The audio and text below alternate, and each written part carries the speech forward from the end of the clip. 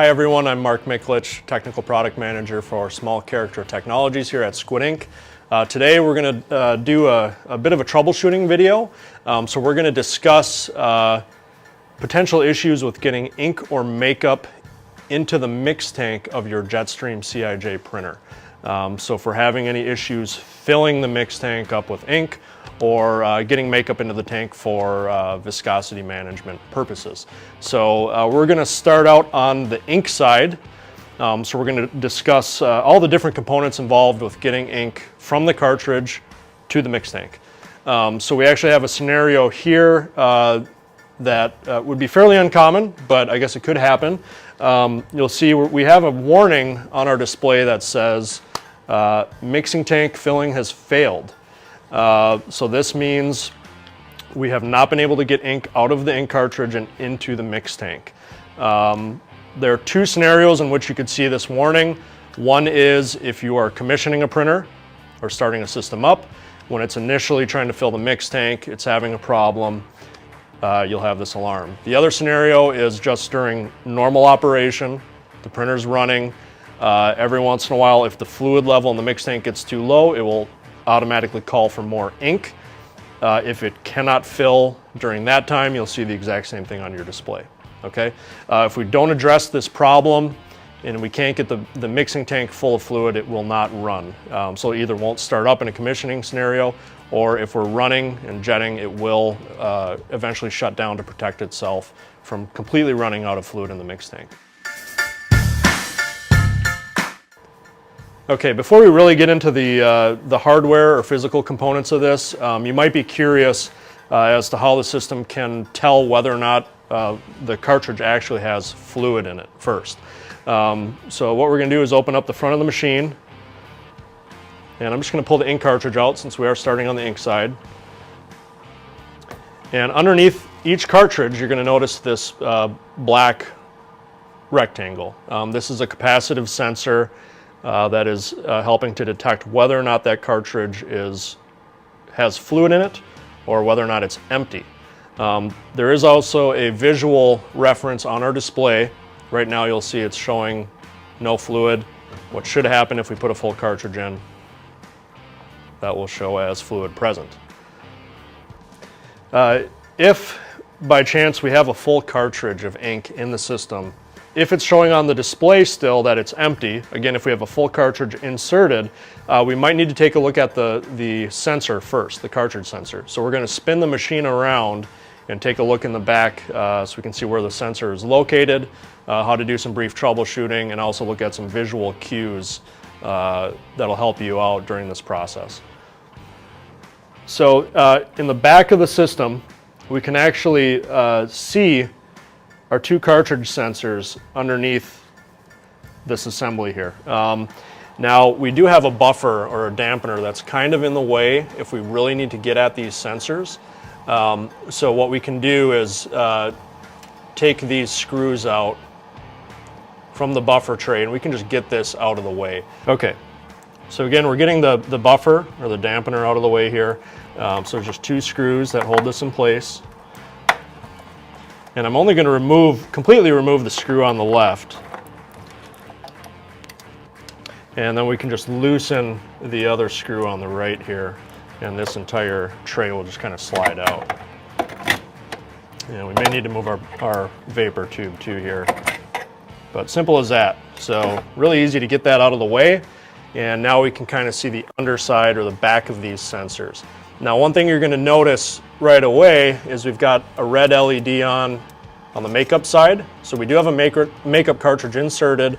The red light indicates that it is detecting fluid. The ink cartridge sensor functions the same way. So if we do have a full cartridge inserted or a cartridge with fluid inserted, we should have a red light here. So I'm going to put in a cartridge really quick just so you can see that light turn on.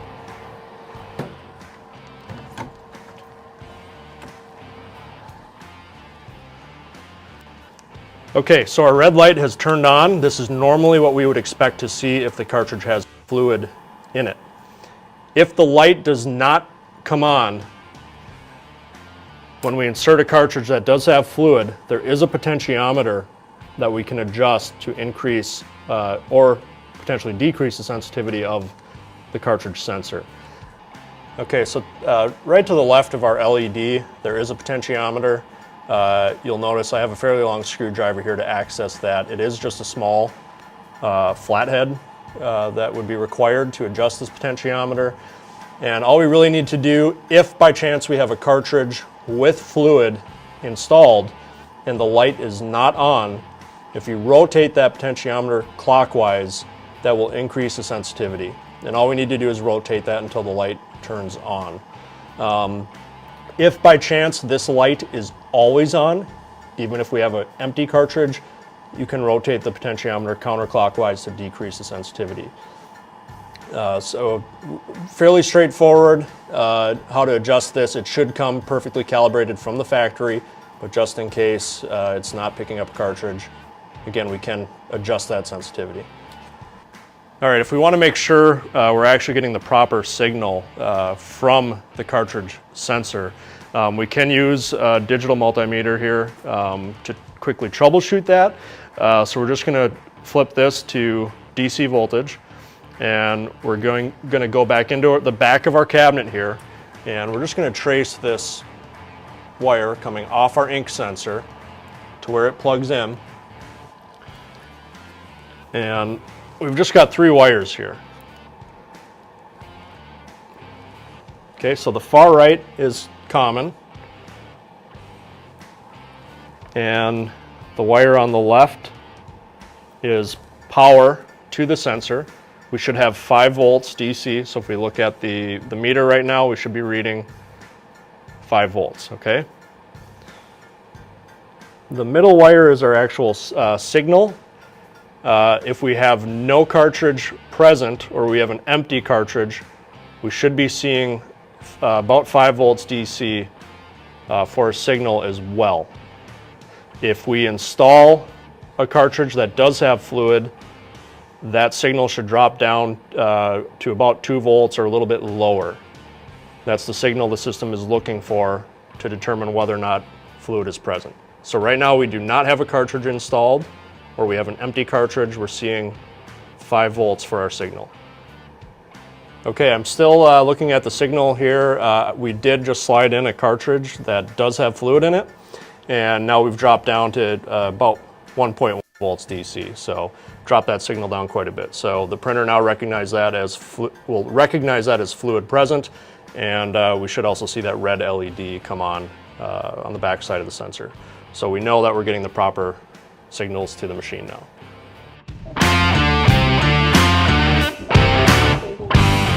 All right, once we verified that the cartridge sensor is working properly or calibrated properly, we're going to move on to some of the easy stuff first. So don't overlook really basic things with fluid delivery.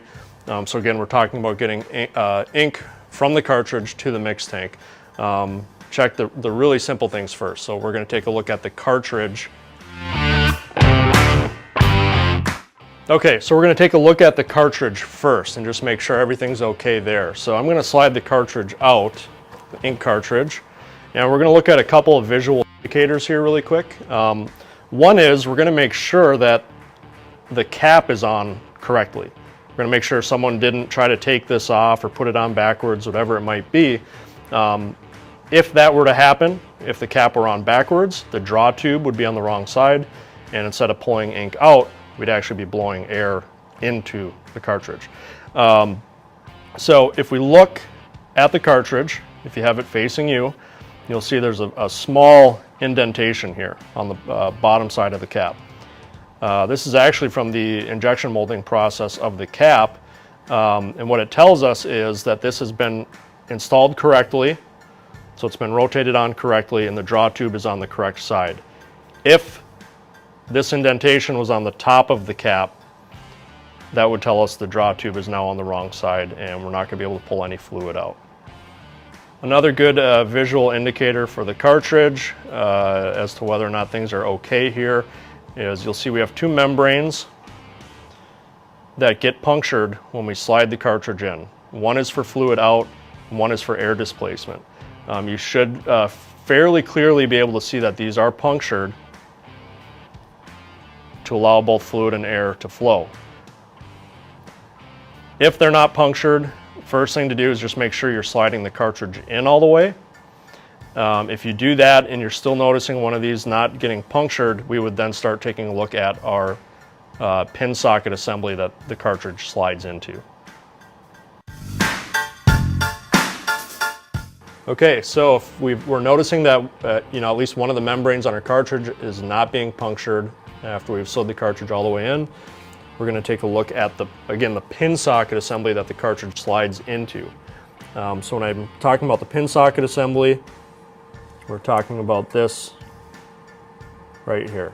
Okay, so in the pin socket assembly, there's literally a pin on each side that's puncturing our cartridge. And what we're checking, or what we're looking for now is, for one, whether or not those pins are somehow bent or damaged. And if that's not the case, we're going to check and see whether or not they're potentially plugged. Okay, to access the pin socket assembly, or if we want to just completely take it out of the machine to look at it, we're going to go to the back of the printer. I've got the printer turned off at this time. We don't need power to the system to troubleshoot this. So again, we're going to go to the back of the printer, pull out a pin socket assembly and take a peek. Okay, so if we want to completely remove our pin socket assembly, we're going to work on the ink side here. You'll see this white block right here. This is the back of that cartridge insert, or that pin socket assembly. There's only 4 screws that are holding this in place. So you'll see 4 Phillips screws here. Okay, 2 on each side. I'm just going to take those out, and then this entire assembly can actually be pushed out the front of the cartridge assembly. So we would do this with the ink cartridge out, so we can move this or push it out when we're done taking the screws out. The only other thing we could also do is disconnect both of the hydraulic lines. These will pop off fairly easily, especially if you have something like a side cutter where you can just kind of slide these off of the pins. If you do take the tubes off, make sure you mark one of the sides so you know how they go back on. One is for ink, one is for air. It's very important that these go back on the same sides. Okay, so when those 4 screws are out, again, this entire pin socket assembly will come out the front of the machine. I disconnected the ink line. I left the air displacement tube on for this, but these come out really easy, and now we're going to check a couple things. One is we're going to look and make sure that the pins aren't somehow bent or damaged. This one actually, just for example, we do have a damaged pin, and you can kind of compare between the two. So you'll see we have a nice pointy pin on the right hand side here, and on the left we have one that's bent, or looks like it's been pinched off. In this scenario, it would be best just to replace this assembly. They're very inexpensive, easy to swap out. That would take care of our problem. If the pin was not damaged, we can actually take this apart and clean it out, make sure there are no obstructions inside the pins. Okay, so we're looking again at our pin socket assembly and how we can take this apart. So from the back, we've got these 4 hex screws. These are 2.5 millimeter. If we loosen these up, I've already got them started, but if you back these out, we can take this assembly apart. And what you're going to see is really just the continuation of those 2 pins, so for fluid and air displacement.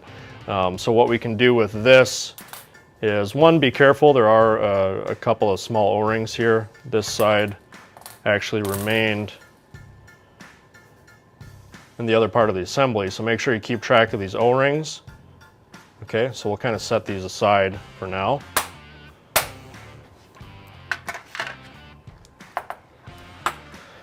And what we're going to do is just kind of back flush this in case we think there is an obstruction in the pin. We can put a squeeze bottle of solvent up to this side and just kind of work some fluid through it.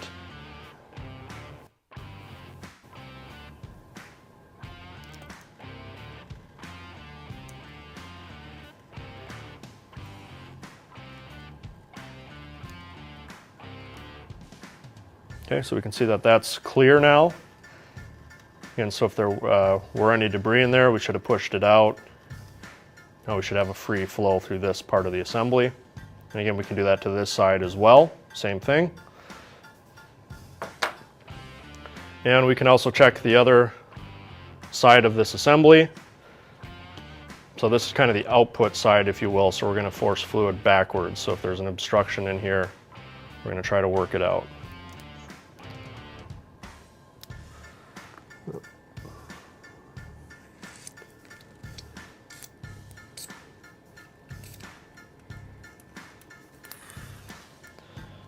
Okay, and again, we can do that to both sides. We can pull this tube off if we need to, just to make sure that nothing's stuck in here. Okay, before you put this back together, again, make sure you've got the O-rings back in place. Okay, and just make sure that this cap goes back on the same way it came off. We're going to put the screws back in, and we're done cleaning out the pin socket assembly.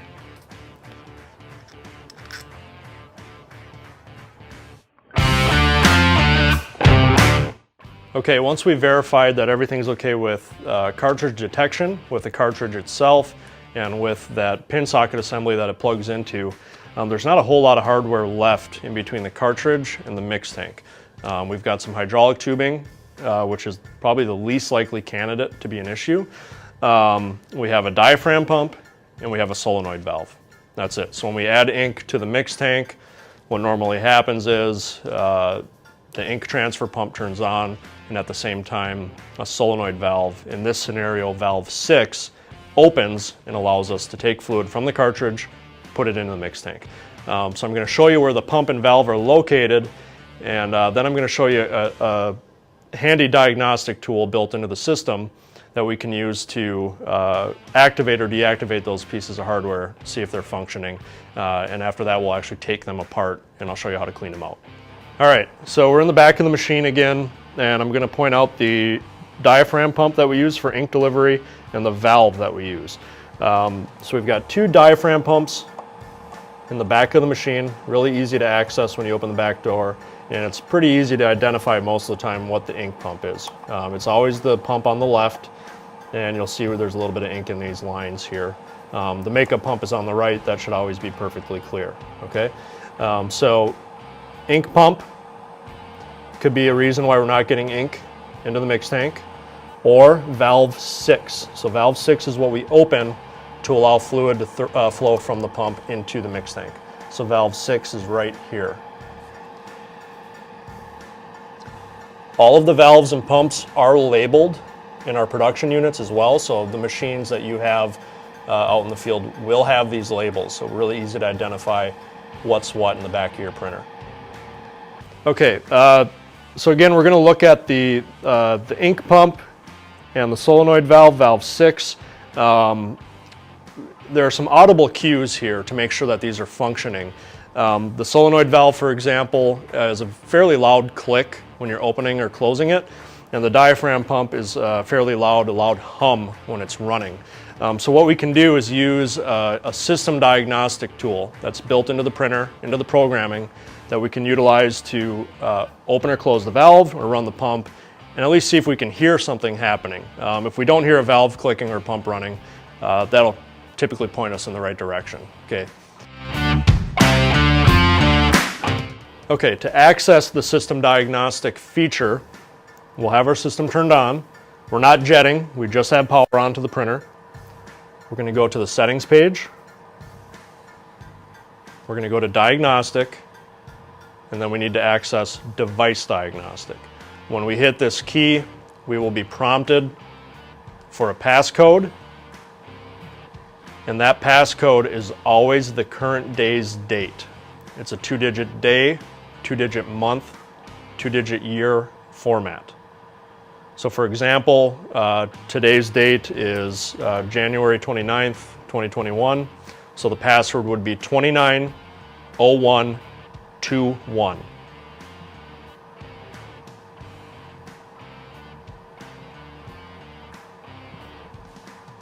Okay, so once that password is entered correctly, you're going to see the right-hand side of your display change here. So now we've got a system diagnostic, device diagnostic page. We can access all of our valves, our pumps, and some other features. For the ink delivery part of the system, again, from ink from the cartridge to the mix tank, all we're worried about is valve 6 and our ink replenishment pump. So all we have to do right now, or what we can do right now, if we want to just hear if valve 6 is opening and closing, we can just click this on and we should hear an audible click from the system. And even though it says debugging here, we can toggle this on and off. And hopefully you guys can hear a fairly loud click coming from the back of the printer. That's valve 6 opening and closing. If you did not hear that click, it means that very likely the plunger inside that valve is stuck and it's not doing anything, and we would need to clean that valve out. Okay, ink replenishment pump, kind of the same deal. We're just looking for some audible cues here. So if I click on, we should hear that pump running. Again, it's fairly loud.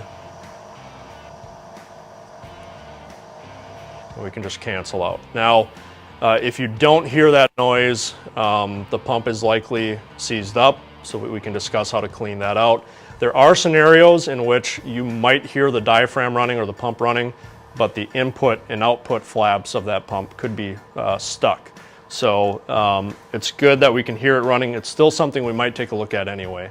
But again, don't forget to use system diagnostic and device diagnostic to your advantage. This is a really helpful tool to point you in the right direction as to what piece of hardware we should take a look at.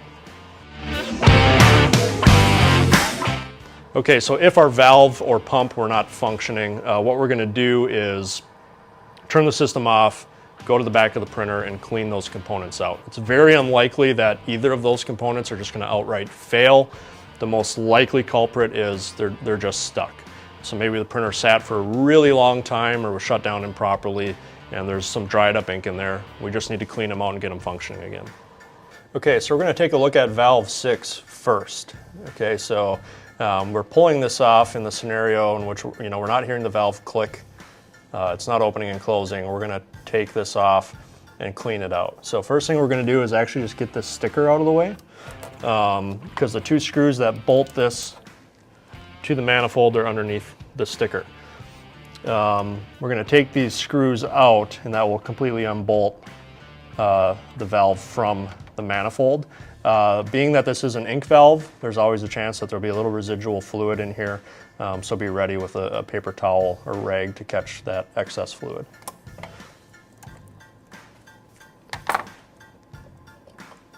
Okay, so we've got the valve unbolted from the manifold. You'll see we've got a little resistance here for two reasons. One is we've got a hydraulic line going to the manifold, and we've got our power and ground wire going to the valve. So we can disconnect those three items. One thing you'll notice when I pulled the valve off the manifold, a pair of O-rings fell out. So there are two O-rings on the valve for the input and output. Make sure you keep track of these.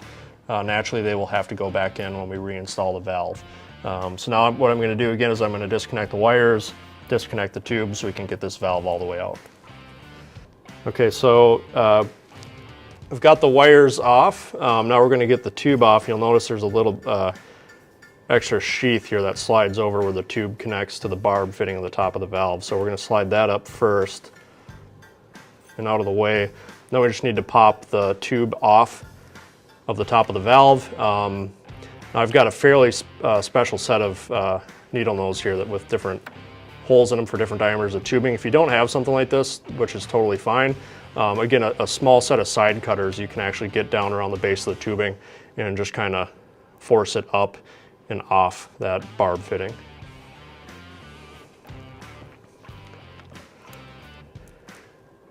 Oh, no.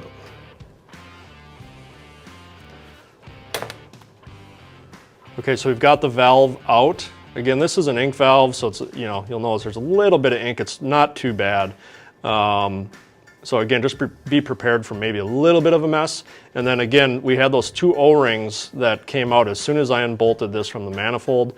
Those O-rings go right here, and we'll get this cleaned up a little bit as we progress through this process. But again, once we're all done, just make sure you've got 2 O-rings. Those are going to go back in here when we reinstall the valve.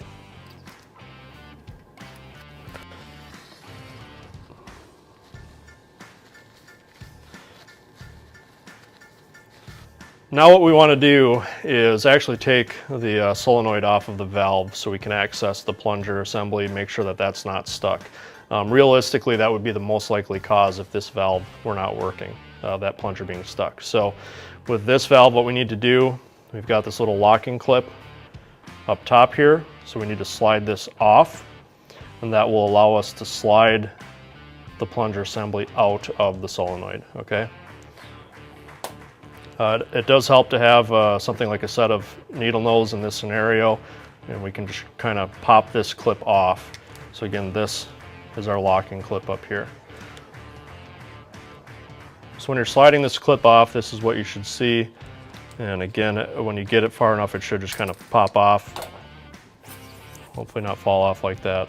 So it'll pop off, and then there is a flat washer underneath, so just be mindful of that.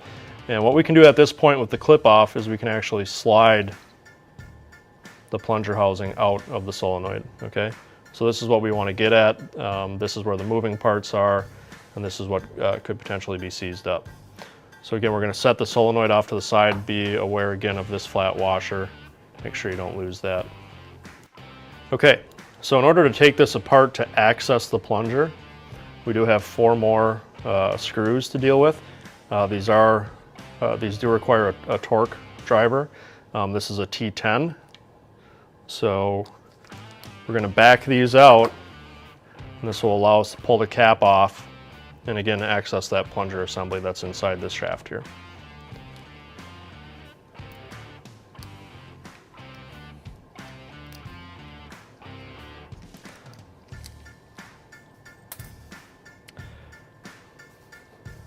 Okay, so we've got our 4 screws out, and you'll notice there's a little bit of ink in here. Again, a little bit of a mess, not too bad. But what we're really trying to get at is this plunger right here. You'll see that's spring-loaded.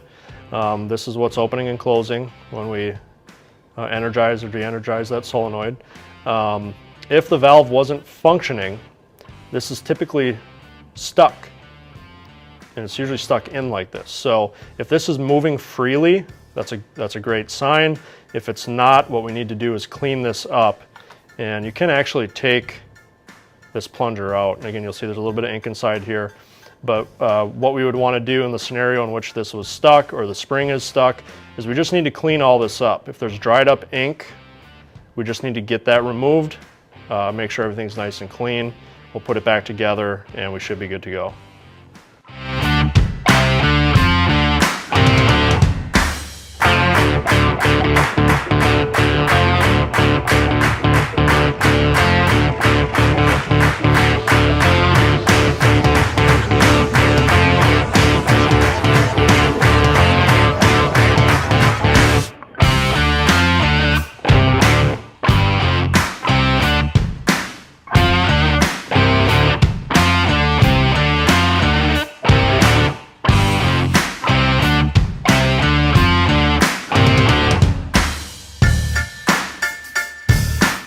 One thing I'll point out too is this plunger housing, there is a large O-ring here.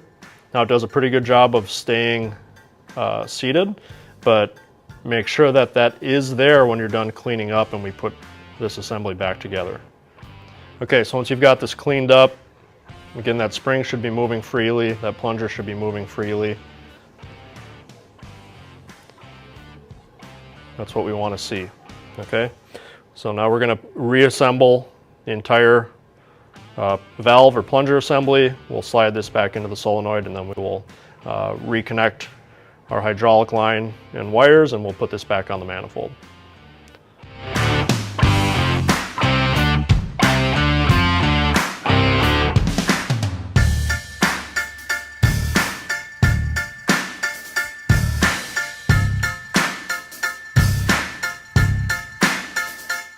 Okay, so now we're going to slide the solenoid back onto our valve here. Again, make sure our flat washer is here. We're going to put the clip back on, and then again, be mindful of your O-rings.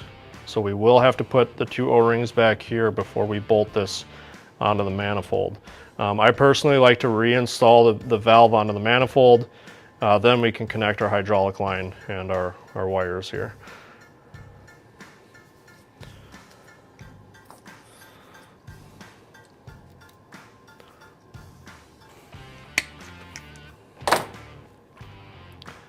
Okay, clip is on. We've got our 2 O-rings and our 2 screws.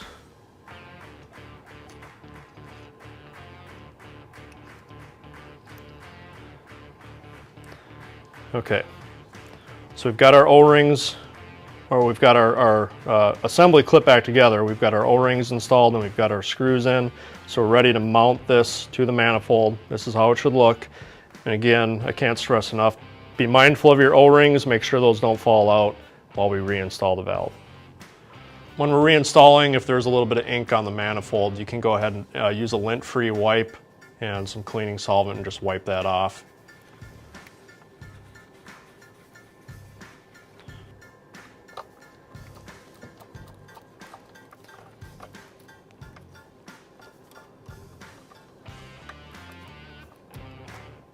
Okay, so the valve is mounted back up to the manifold. We can go ahead and put our sticker back on if we want. And then the last 2 things we need to do, again, reconnect our wires. Nice thing with this is, again, it's just a solenoid valve.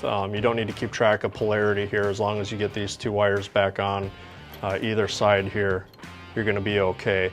Then we do need to reconnect the hydraulic line or the tube to the top. Again, it's actually easier to do this stuff after the valve is installed. That way you're not fighting the tubing or the wires when you're trying to bolt this back up to the manifold. You will notice, even though I said it, you don't really need to keep track of polarity of these wires. You'll notice red on all the other valves is on the left. Good visual indicator of how these wires were attached, okay? Again, then after that, I'm just gonna put this tube back on, and we should be okay. If you're having a tough time reaching the tube or getting it back on, just having your hand in here in general, just remember you can slide the hydraulic system out with this printer. So there are just a couple screws in the front of the machine that hold this tray in place, and we'll show you where those are located.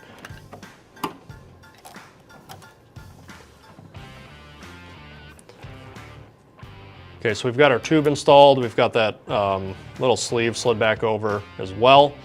So our valve is cleaned out, reinstalled, and everything's connected.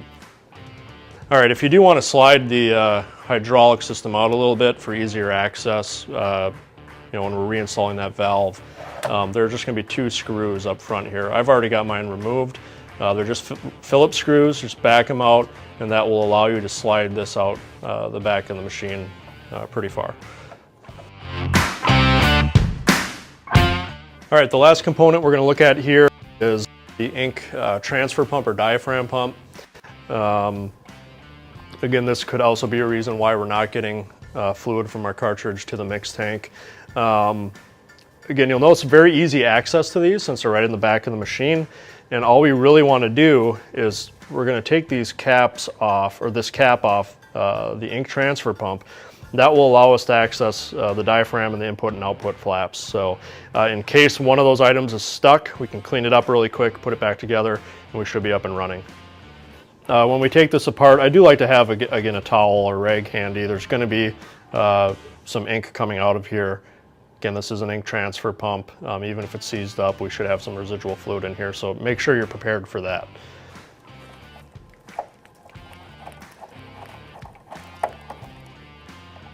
Okay, so we've got our 4 screws loosened up, so we can start pulling this assembly apart. So you'll see there's this black cap that just kind of goes over the top of everything. We're sliding that out. And now there's 2 main pieces here. There's 2 green blocks In between these blocks, we have an input and output flap. So those kind of open and close when the diaphragm is moving in and out. So we're going to take this apart and take a look at those and make sure they're not stuck.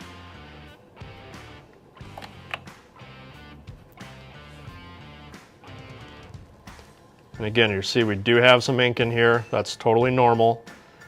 We're going to take these two blocks apart and we can access our flaps.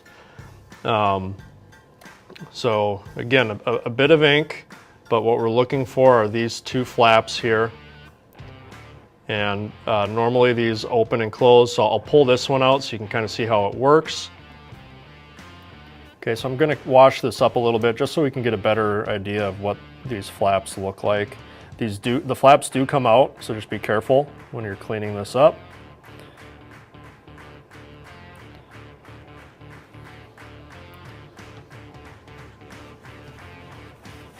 Again, if you have a lint-free towel, you can use that to dry some of this fluid up.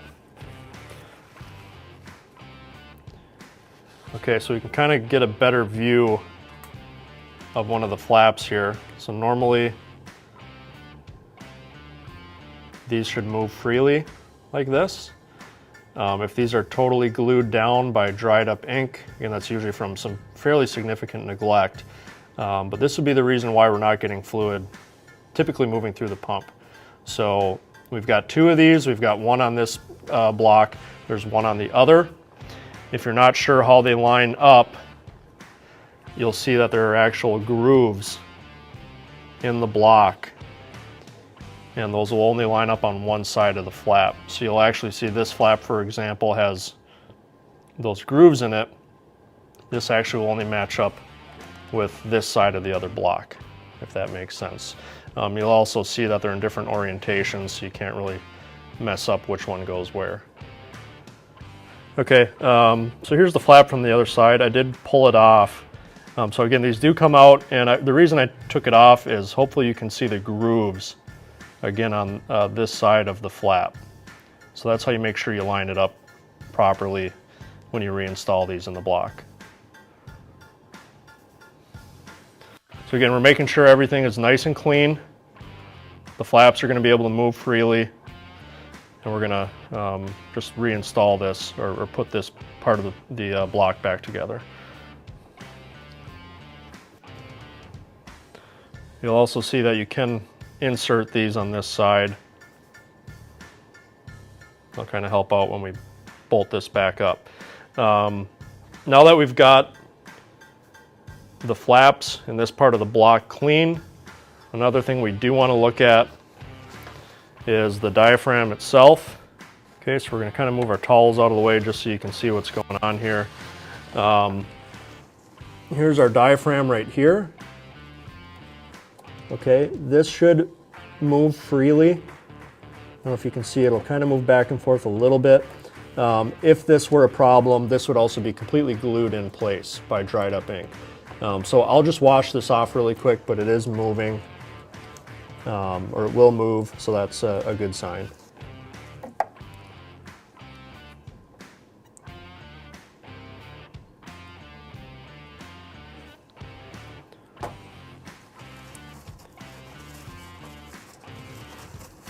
Another trick you can use to your advantage to make sure that the diaphragm is moving, if you go back in our video to the system diagnostic, or that device diagnostic page in the system, we could turn the printer on, we could go into the device diagnostic, and we could activate our ink pump right now, and this diaphragm would move around then too. So you can visually verify that this is moving freely. If you do that, make sure you do not start jetting the system or anything like that.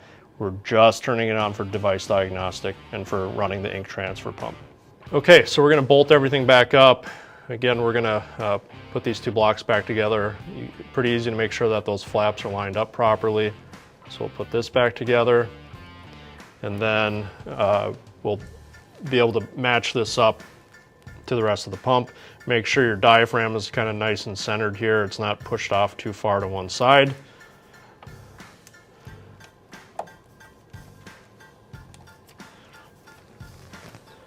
And we've got our cap.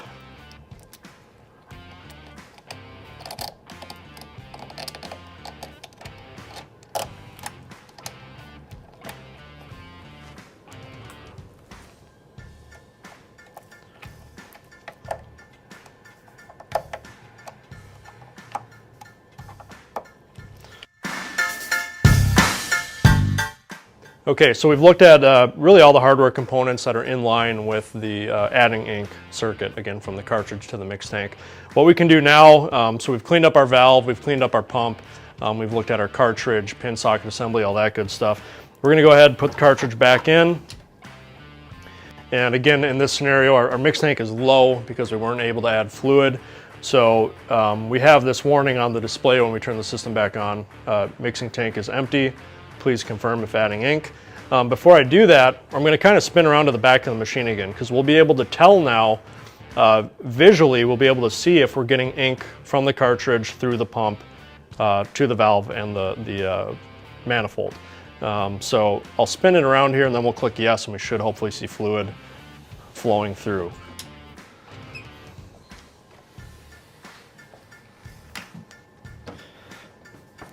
Okay. So here's where we will be coming out of the ink cartridge, and then we should be able to see it flowing through our ink pump tubes here and out to the manifold. So we'll just keep an eye on that. When we click yes, we should see fluid moving.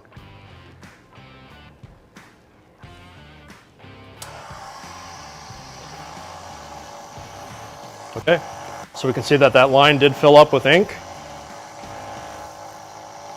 So we are moving fluid, which is what we want to see. And I'll also show you another trick.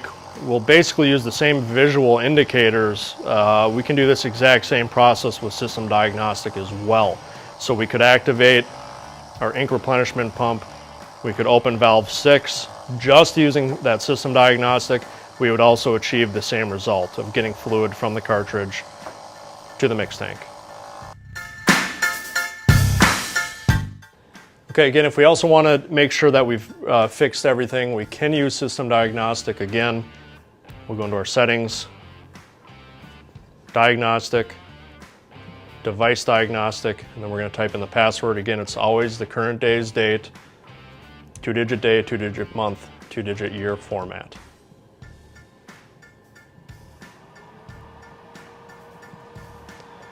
Okay, so again, we can also open up valve 6. We could turn our ink replenishment pump on. We could look in the back of the machine and see that the ink is flowing from the cartridge through the pump to the manifold. So we can click valve 6 on, ink replenishment pump on, and we could also watch that flow. Okay, so again, we can see that we're getting ink from the cartridge. This line is full, in and out of our diaphragm pump and out to the manifold. Okay, so again, that system diagnostic, really, really helpful tool. Okay, at the beginning of the video, I mentioned we're looking at both the ink delivery and makeup delivery, and what pieces of hardware to look at, how to troubleshoot each circuit in regards to getting those fluids from the cartridges to the mix tank. On the makeup side, the hardware is basically identical. Okay, so same type of cartridge, same pin socket assembly, same type of diaphragm pump, and same valve. Okay, so watching the beginning of this video, watching us take apart those components, it's the exact same thing on the makeup side. We'll go over the valve number for makeup and where the pump is located. But before we do that, we'll just discuss the scenario in which we would notice that the system is having a tough time getting makeup out of the cartridge. And that's going to be related to the viscosity of the fluids in the system. So what will happen is, in this scenario, if we're having trouble managing the viscosity of our fluids, we're not able to get makeup into the tank, our viscosity is going to climb higher and higher. The fluids are going to get thicker and thicker. So for one, if you're curious what the viscosity should be, we can go into the settings page, and we can go to ink system or maintenance. Just about any of these pages, you're going to see on the top right, we have ink viscosity. Now this printer currently isn't running, or jetting, but it will always tell us what the target viscosity is. If we see that number, we'll have a real-time reading here. If we see that number climbing higher and higher, that means the fluids are getting thicker and thicker. Once we reach or surpass 10% above our target, the system is going to give us an alarm saying that there's a viscosity issue or viscosity error. If you would like to see the trend of the viscosity of the fluids, we can go to the maintenance page and we can go to the viscosity record. Okay, so again, our target is 55. This machine is pretty healthy. It's staying right around 55. But if we notice this number, the machine is checking every 3 minutes. So if we notice this number climbing every 3 minutes above 55, higher and higher, there's a very good chance we're not getting makeup from the cartridge to the mix tank to thaw out that fluid and drop that number back down. In that scenario, that's when we would start troubleshooting the makeup circuit of the system. Okay, so again, we're looking at the makeup side of the system. Again, cartridge is the same. Pin socket assembly is the same as troubleshooting the ink side. The only difference from there is the pump and the valve. So the makeup pump, again, is on the right-hand side. Fairly obvious because the lines should always be nice and clear. So again, same process for disassembling this pump, making sure everything's working properly. And then the valve that allows us to deliver makeup to the mix tank is valve 4. Okay, those are the only two different hardware components when we're troubleshooting the makeup side. All right, so that sums up our video on troubleshooting any issues with adding ink or makeup to our mix tank. If you want to view any of our other JetStream videos or other product videos, please make sure to subscribe to our YouTube channel. And also don't hesitate to go to www.squidink.com to get a bunch of additional information on our products. Thank you.